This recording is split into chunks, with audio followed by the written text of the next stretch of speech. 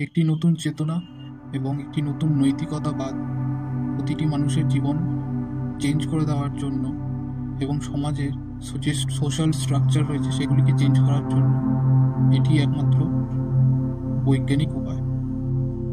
এটি আবশ্যিক, কিন্তু ডানপন্থী এবং বামপন্থী উভয়ই এটিকে সেরকম ভ্যালু দিয়ে বোঝার চেষ্টা করতে চান না।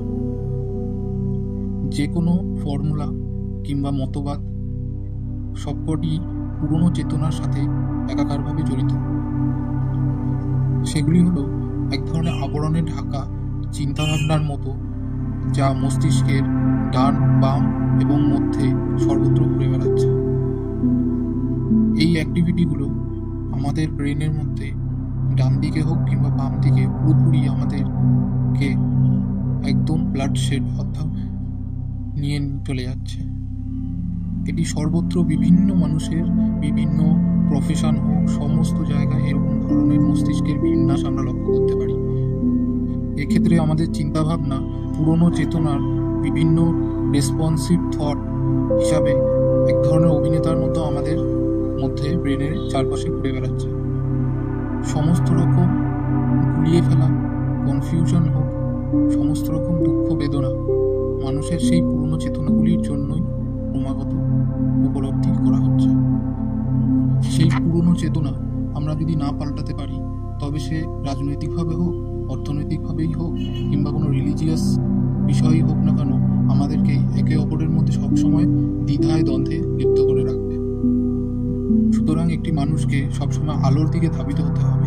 আলো একটি মহাজাগতিক ল, একটি ইউনিভার্সাল ল, কিংবা আমরা জোর দিয়ে বলতে পারি এটাই একমাত্র ল।